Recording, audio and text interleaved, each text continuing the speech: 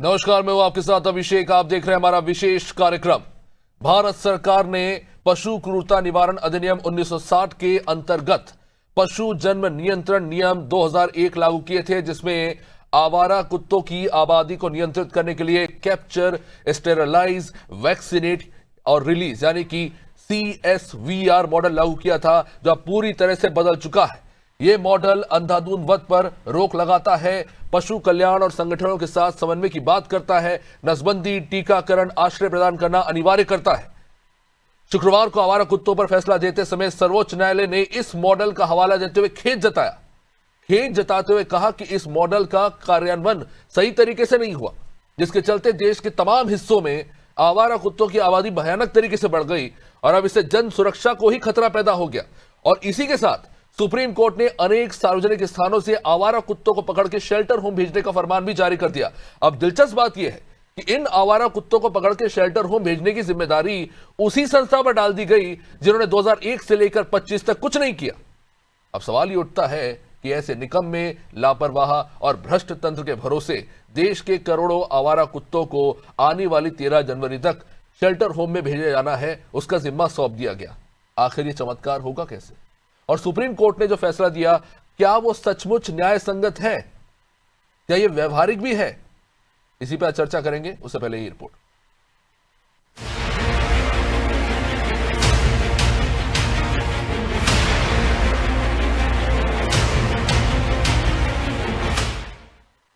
Supreme court ने शैक्षणिक केंद्रों और अस्पतालों जैसे संस्थागत क्षेत्रों में कुत्तों द्वारा काटे जाने के मामलों में खतरनाक वृद्धि पर गौर करते हुए निर्देश दिया है कि ऐसे कुत्तों को निर्दिष्ट आश्रय स्थलों में भेजा जाना चाहिए।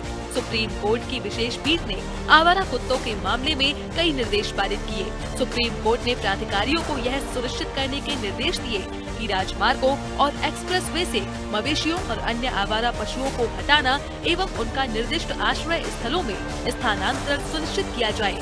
सुप्रीम कोर्ट ने निर्देश दिया कि स्कूल, अस्पताल, रेलवे स्टेशन जैसी हर चिन्हित जगह के प्रबंधक रखरखाव और सफाई के लिए जिम्मेदार एक नोडल अधिकारी को नॉमिनेट करें और यह सुनिश्चित करें कि आवारा कुत्ते कैंपस में प्रवेश न करने पाएं और वहां घूमते न दिखें। नामित अधिकारी का नाम संस्थान के गेट पर लिखा जाएगा और उस इलाके के नगर निकाय या प्राधिकरण को भी सूचित किया जाएगा।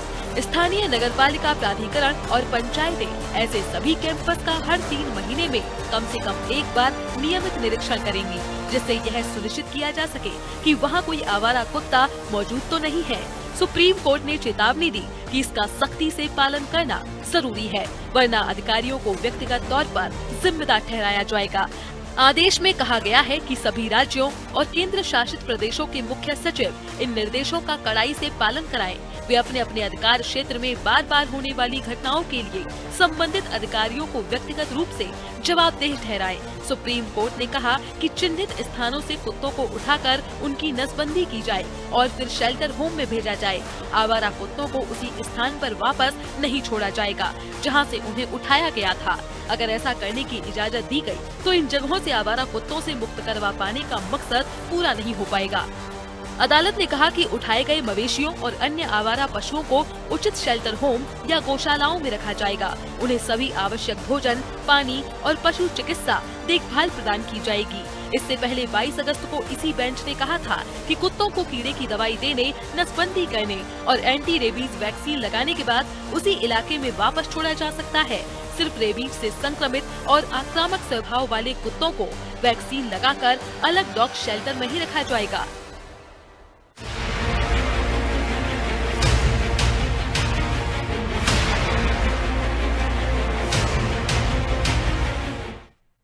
तो सुप्रीम कोर्ट ने एक ऐसा फैसला दे दिया है जिसको अनुपालन करने में तमाम राज्यों के प्रशासन के पसीने छूटने वाले हैं। ना इनके पास कोई व्यवस्था है, ना इंफ्रास्ट्रक्चर। तमाम राज्य जो गौवंश की ही समस्या से अभी तक जूझते आ रहे हैं, जिनसे मच्छर और मलेरिया कंट्रोल नहीं हो रहा, उस प्रशासन से कहा गया है कि लाखों आवारा स्ट्रीट डॉग्स के लिए शेल्टर होम बनाया जाए। दुर्भाग्य यह है कि सुप्रीम कोर्ट को यह फैसला किन हालातों में लेना पड़ा, और यह फैसला लेते हुए उन्होंने जो कहा वो अपने आप में ही एक समाज के तौर पर हमारी हार है कि हमने अपने आप को कहां लाके खड़ा कर दिया है। चलिए, हमारे साथ इस वक्त वंदना जैन जी जो है जुड़ चुकी है। वंदना जी, जो कि डॉग एक्टिविस्ट हैं, it is kind of horrendous. मैंने फैसला सुना, इस पे हम हंस सकते हैं कि रो सकते हैं, मुझे नहीं पता, क्योंकि court is saying, I am reading the statement, the court recall that the government of India has introduced the animal birth control rule 2001 under the prevention of cruelty of animal act 1960, establishing the capture, sterilization, vaccination, release CSVR model to control the stray dog population, but that framework didn't work। कि जो व्यवस्था बनाई, जिस व्यवस्था को बनाया गया, प्रशासन को सौंपा गया कि आप इसे आगे बढ़ाइए, आप उसमें एपिक फेलियर साबित हुए इतने सालों तक, इतने दशकों तक। इसलिए अब इनको हैबिलिटेशन सेंटर्स में डाला जाएगा, इनके लिए सेंटर्स बनाए जाएंगे। जब आपसे बेसिक चीज नहीं हो पाई, अब कोर्ट उनसे उम्मीद कर रहा है कि आप सेंटर्स बनाएंगे, वहां पे जाके इन डॉग्स को आइसोलेट करेंगे। क्या ये संभव ही लगता है वंदना जी? क्या किस तरह से देखते हैं आप इस फैसले को? कहीं ना कहीं तो मुझे ऐसा लगता है कि फैसला देने के लिए दे दिया गया है, जमीन पर तो उतरता हुआ मुझे कहीं दिख नहीं रहा। बिल्कुल, बेशक इस फैसले को यदि प्रैक्टिकल रूप से समझा जाए तो जिस तरीके से इंसान का जो नेचर होता है, वैसा का वैसा स्वभाव एक भारतीय श्वान का, इनफैक्ट सभी श्वानों का होता है। यदि मैं आपको सिंपल एग्जांपल से समझाना चाहती हूँ कि मान लीजिए कि पूरे इंदौर शहर के सभी नागरिकों को बोल दिया जाता है कि अब आप सबकी रहने की व्यवस्था हम गोवा में कर रहे हैं, आपको वहां पे बढ़िया खाना पीना मिलेगा, आपको 5 स्टार लेवल का अरेंजमेंट मिलेगा, और पूरे इंदौर के नागरिकों को गोवा शिफ्ट कर दिया जाता है। आप देखिए अगले 3 महीने के अंदर में उज्जैन, धार, नागदा, पूरे आउटस्कर्ट्स के जो लोग हैं वो इंदौर में आके बस जाएंगे। तो यदि हम अस्पतालों से, स्कूलों से, कॉलेजेस से डॉग्स को हटा देते हैं तो नए डॉग्स आ जाएंगे, बिकॉज ये क्षेत्रवादी होते हैं। इन्हें पता चल जाता है कि वैक्यूम कहाँ क्रिएट हुआ है। ट्रेन के डब्बे में जैसे सीट खाली होती है, इंसान फटाक से आके बैठ जाता है, सेम का सेम हमें एक्चुअली पशु का दिमाग समझना पड़ेगा। इस सब्जेक्ट के अंदर में हम इसलिए फेल हो रहे हैं क्योंकि ये एक फाइट चल रहा है ह्यूमन और डॉग्स के बीच में।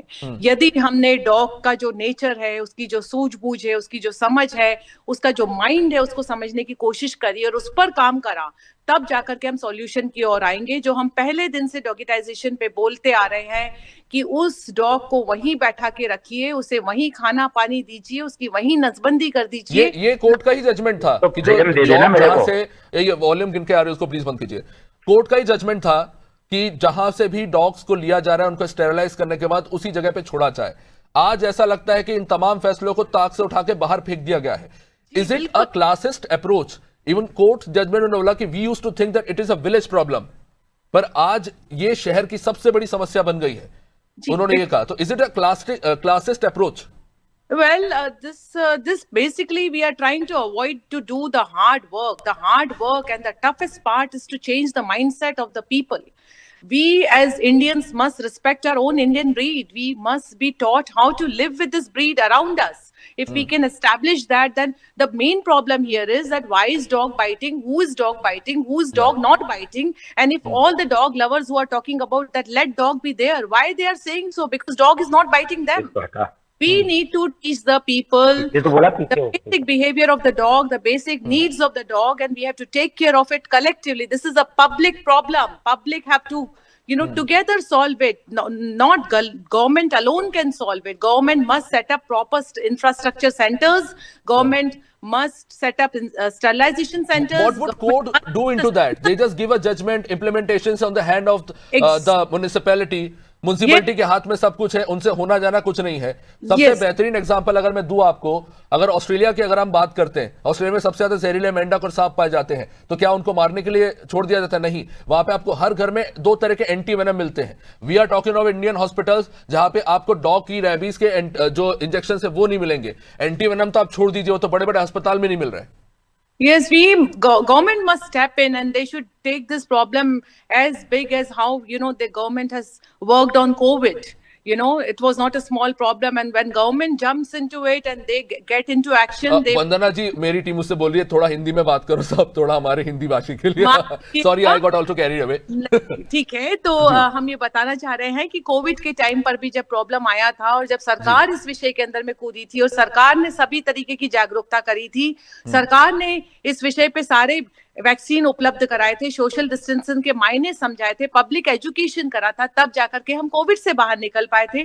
इसी ठीक तरीके से यदि सरकार हर शहर के अंदर में सबसे पहले कुत्तों की गिनती करती है, गिनती करने के हिसाब से ये डिसाइड करती है कि कितने नसबंदी केंद्रों की आवश्यकता है, कितनी गाड़ियों की आवश्यकता है, कितनी डॉक्टर्स की आवश्यकता है, कितने कैचर्स की आवश्यकता है, उस ये बेसिस हम उस देश की बात कर रहे हैं जब कोर्ट ने बोला कि राज्यों का क्या जवाब है ये जो शेल्टर से उसको लेकर, तो सिर्फ 2 राज्यों का जवाब आया। इसी कोर्ट को बोलना पड़ा कि बाकी लोगों ने जवाब क्यों नहीं दिया, अगर आप जवाब नहीं देंगे तो फिर हम एक्शन लेंगे। जी बिल्कुल, आप देखिए, यदि कंप्लायंस रिपोर्ट को मैंने सरसरी तौर से अभी देखा है, मुझे उसकी डिटेल एमिकस क्वेरी द्वारा रिपोर्ट जारी हुई है, उसे पढ़ना अभी बाकी है, लेकिन आप गौर फरमाइएगा कि बिहार के अंदर में 0 नसबंदी केंद्र हैं। जी। हर जो एक मादा श्वान होती है और एक नर श्वान होता है, दोनों मिलके 6 साल तक यदि उनके सारे बच्चे जिंदा रहते हैं तो वो 2 से आबादी बढ़ के 67,000 हो जाती है। डेफिनेटली पब्लिक परेशान है, पर यदि डॉग्स को खाना पानी नहीं मिलेगा तो डॉग्स आक्रोशित रहेंगे, डॉग्स पब्लिक को काटेंगे और पब्लिक फिर इस बात का रोष लेकर के खड़े होगी। पर जब तक सरकार इस विषय के अंदर में रोबस्ट काम नहीं करती है, तब तक सारे स्टेप्स जो भी बोले जा रहे हैं वो वेस्ट है। हमारी बीटिंग अराउंड द बुश। मेरा तो सवाल ये है कि गायों के साथ या गौवंश जो हम बोलते हैं उनके साथ तो हमारा रिलीजियस सेंटिमेंट जुड़ा हुआ है। आप बोलते हैं साहब कि आप गौशाला बनाएंगे, जो भी आवारा ऐसे गाय हैं उनको हम वहां भेजेंगे। आज सच्चाई क्या है? तमाम उत्तर से लेकर आप दक्षिण के तमाम राज्यों में देख लीजिए, सड़क पर वो बैठे होते हैं, उन्हें खाना नहीं मिलता और हम गौवंश संभाल नहीं पा रहे हैं। उस प्रशासन से हम बात कर रहे हैं और उस व्यवस्था से हम बात कर रहे हैं कि अब वो कुत्तों को संभालेंगे। तभी तो हम सर ये बोल रहे हैं कि यदि जन जागरूकता कर दी जाती है तो पूरे देश के अंदर में हम जैसे जो पशु सेवक है वो काफी सारे हो जाएंगे। ये 4 करोड़ डॉग्स हैं, यदि 4 करोड़ लोग भी एक एक कुत्ता संभाल लेंगे ना तो ये प्रॉब्लम ओवरनाइट सॉल्व हो सकती है। हमारे देश के अंदर में विदेशी कुत्ते तो घरों में बैठे हुए हैं और देसी कुत्ते जो हैं वो उसके लिए हम लोग अपना सिर खुजा रहे हैं कि अब क्या करा जाए इस समस्या के साथ में। यदि हर किसान अपने खेत में 2 नसबंदी करे हुए श्वान पाल लेता है तो जंगली जानवर जो किसान की फसलों की नष्ट करता है वो मुक्ति मिल जाएगी। सड़कों पर यदि नसबंदी करे हुए श्वान रहते हैं, भोजन पानी मिलता है तो वो चौकीदारी कर लेंगे। ये इकोलॉजी का हिस्सा है। घरों में यदि डॉग अपने आंगन में डॉग पाल लेते, ये प्रॉब्लम शेल्टर पे भेजने से सॉल्व नहीं होगी। जिस जानवर से जितना हमारे एक सीनियर थे, इनसे मैं बात कर रहा था, the poor woman was crying, जो एडवोकेट थी इसमें, and people said this is a kind of hypocrisy, these people ये सिर्फ बिस्किट दे देते हैं बाहर, बाकी कुछ नहीं देखते। 2 पर्सपेक्टिव है इसको लेके, एक जो उनकी जिम्मेदारी लेना नहीं चाहते और एक वो जो मानते हैं कि हमारी जिम्मेदारी है ही नहीं। जी यदि हमें भारत देश में रहना है, हम अपने देश के लिए 26 जनवरी और 15 अगस्त को तो देशभक्ति के गीत गाते हैं, लेकिन हम हर कोई इंसान तो बॉर्डर पे जाकर के देश के लिए लड़ नहीं सकता है।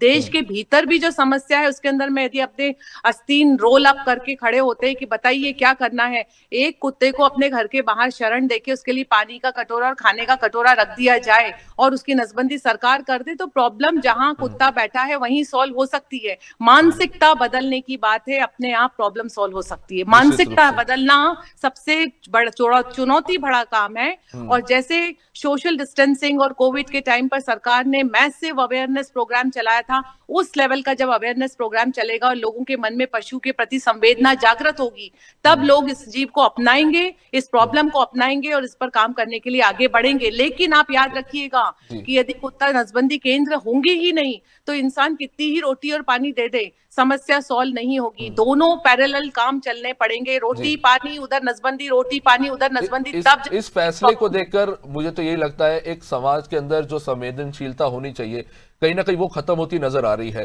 कोर्ट के लिए अपनी एक मजबूरी है कि उन्हें फैसला देना है, लेकिन एक समाज के तौर पर हमारी हार है। खैर, मैं लौटूंगा आपके पास। हमारे सहयोगी इस वक्त जुड़ रहे हैं, अमरिंदर प्रताप सिंह।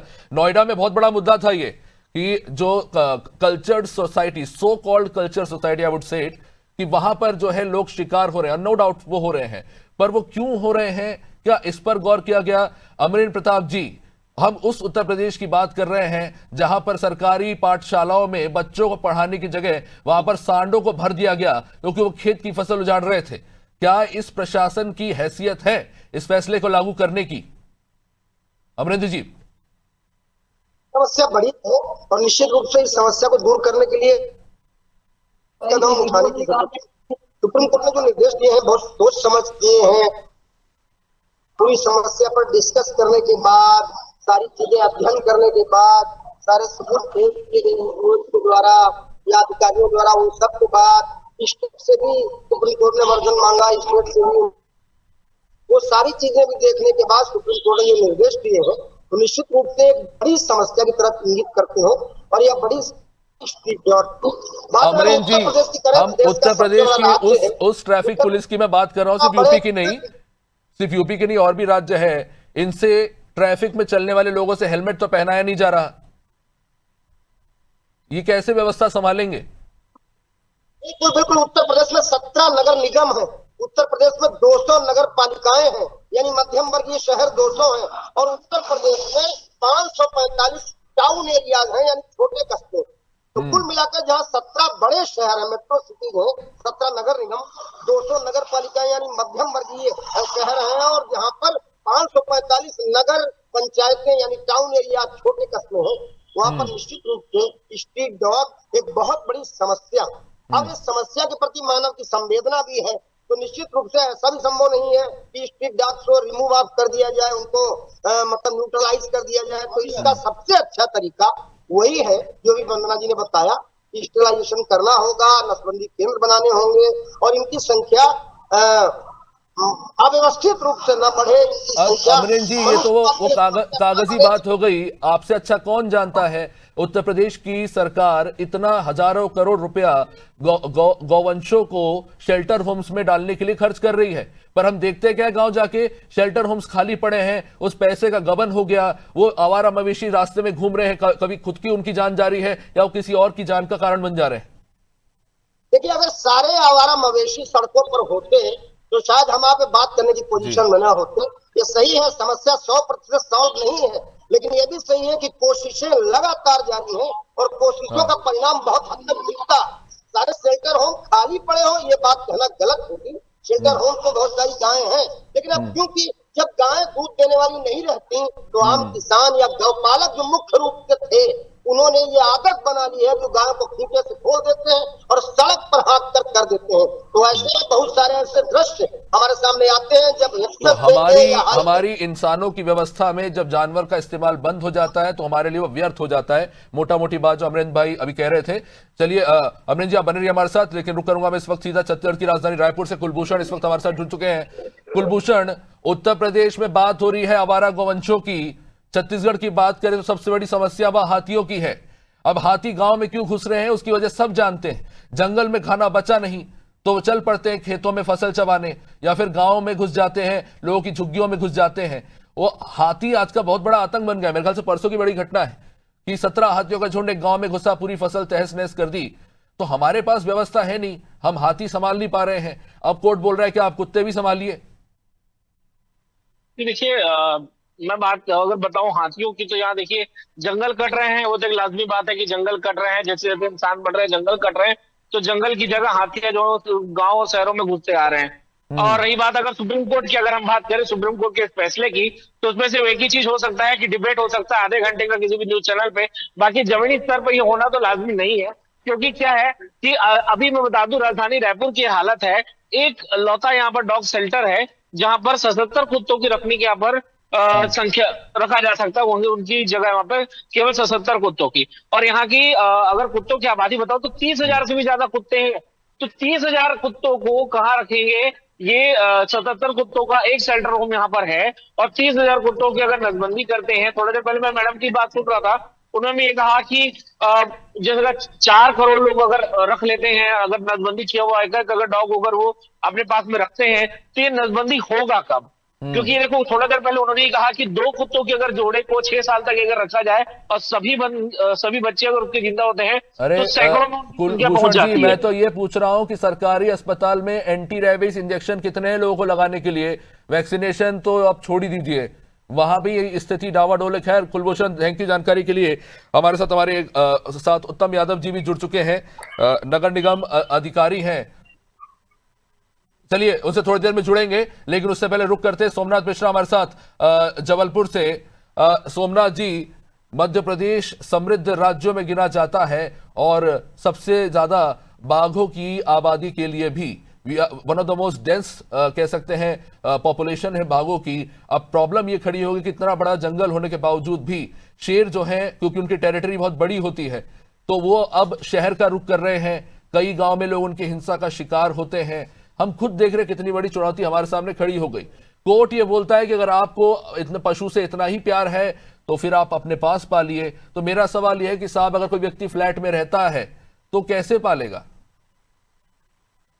देखिए, बता दें कि जो कोर्ट ने जिस हिसाब से ये संज्ञान लिया और बताया है, ये एक प्रैक्टिकली अगर बात की जाए तो जमीनी स्तर पर करना काफी कठिन है, क्योंकि लगातार अगर बात की जाए तो जो जंगल है वहां पर ज्यादातर रहवासी क्षेत्र आप बनते जा रहे हैं। अगर मैं जबलपुर के आसपास की बात की जाए, जबलपुर भी तो अपना डुमना क्षेत्र है जहां पर लगातार पूरा जंगल पहले रहा करता था। नया गांव है जहां पर लगातार जंगली जानवर पूरे रहते थे। अब उनकी स्थिति है कि खाने पानी की उनकी व्यवस्थाएं नहीं रहती, जिनको शहर की तरफ आना पड़ता है, और शहर की तरफ आने की वजह से लोगों में लगातार खौफ बना रहता है। आए दिन जबलपुर की बात की जाए तो यहाँ पर तेंदुओं की दहशत और जंगली जानवरों की दहशत लगातार बनी रहती है। अभी भी कुछ दिन पूर्व भी डुमना क्षेत्र में जो हवाई एयरपोर्ट है वहां पर भी तेंदुओं की सूचना मिली थी। तो इस तरह के लगातार जो ये मैसेज आता है, तो इसमें सरकार को विशेष तौर पर इसमें ध्यान देना जरूरी है, और साथ में इसमें जनप्रतिनिधि और जो जिला प्रशासन है उसको ध्यान देना चाहिए। अब वही रही बात की जाए तो जबलपुर में जिला अस्पताल विक्टोरिया है जहाँ पे सोमनाथ, वंदना जी कुछ पूछ रही है आपसे। वंदना जी जल्दी से, टाइम थोड़ा सीमित है। आपका ऑडियो प्लीज अनम्यूट कीजिए। मैम आप प्लीज अपना ऑडियो अनम्यूट कर लीजिए, आपका ऑडियो म्यूट हो रहा है, we can't receive your audio. मेरा सिंपल सा पॉइंट है कि यदि हम जानवरों को चाहते हैं कि वो जंगल में ही रहे, तो हमें अगेन जानवर की बुनियादी नीड समझनी पड़ेगी कि जानवर जंगल से शहर की ओर क्यों आ रहे हैं।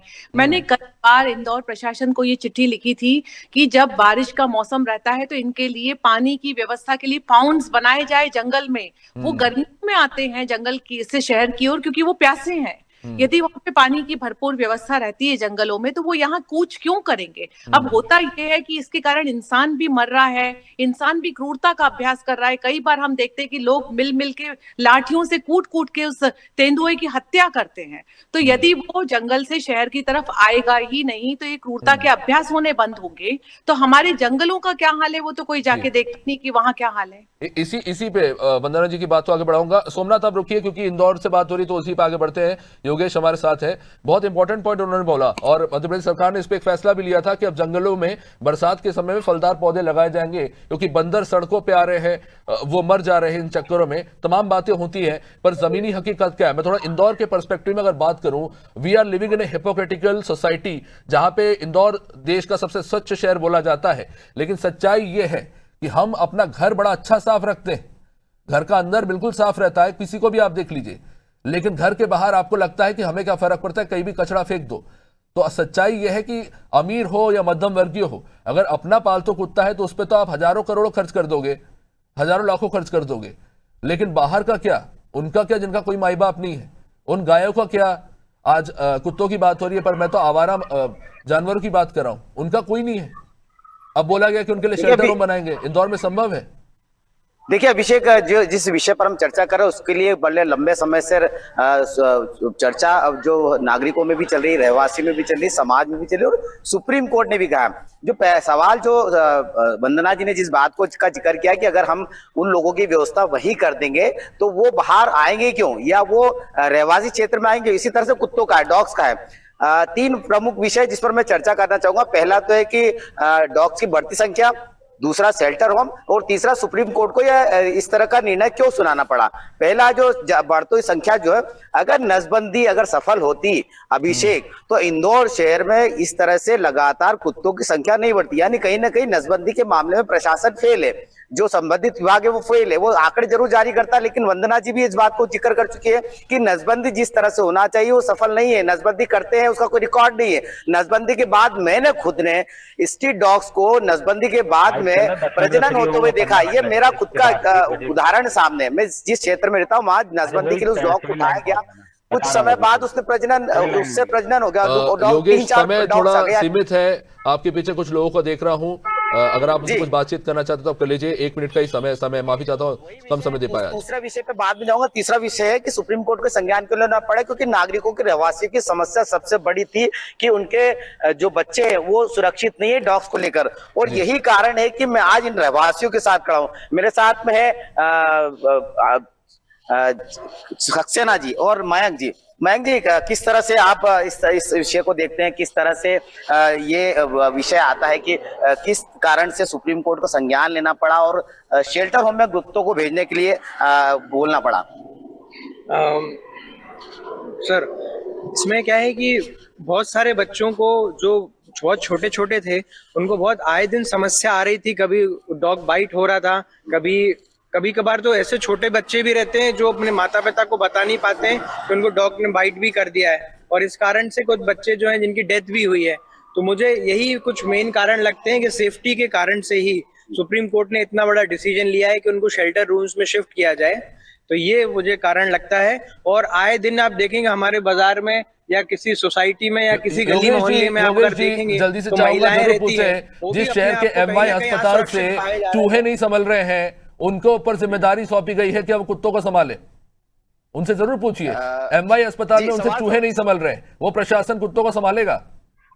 देखिए, प्रशासनिक स्तर पर सक्सेना जी क्या लगता है आपको कि जो प्रशासन है वो कई मामलों में फेल है? अस्पतालों में जो बच्चे नहीं संभलते हैं, बच्चों को चूहे काट जाते हैं, ये सब कई सारे ऐसे विषय आते हैं कि वहां की व्यवस्था नहीं संभालती। सड़क पर जिस तरह से संख्या बढ़ रही कुत्तों की, आपको लगता है प्रशासन इस मामले में फेलियर और इस शेल्टर होम में ये सक्सेस हो पाएगा? नहीं, देखिए, ये शासकीय अस्पतालों में जो थोड़ी बहुत अनियमितता, ये रेगुलर तो नहीं है चीजें। अगर सुप्रीम कोर्ट ने इतना बड़ा निर्णय दिया है अगर डॉग शेल्टर्स के लिए, तो निश्चित ही कुछ प्लान भी होंगे, या फिर उनके इंस्ट्रक्शंस में केंद्र सरकार, प्रदेश सरकार, दो बच्चों की, मासूम बच्चों की मौत हुई है चूहे कुतरने से। उनके माँ बाप से पूछिए कितनी बड़ी हानि उनके जीवन के लिए। पर खैर, शुक्रिया योगेश, जुड़े सभी का शुक्रिया, माफी चाहता हूं समय ज्यादा नहीं दे पाया। लेकिन सवाल यही है, फैसला तो दे दिया गया, लेकिन इसे इंप्लीमेंट कैसे किया जाएगा?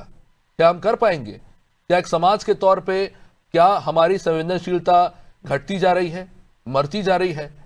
क्या हमारी पूरी कुदरत में हमारा जो एनवायरनमेंट है उसमें अगर हमें लगता है कि हम ही सबसे प्रमुख हैं, तो मैं एक उदाहरण देना चाहता हूं जाते जाते कि हैदराबाद में नेशनल हाईवे नंबर 163 उसका रूट बदला गया ताकि 900 बरगद के पेड़ बचाए जा सके।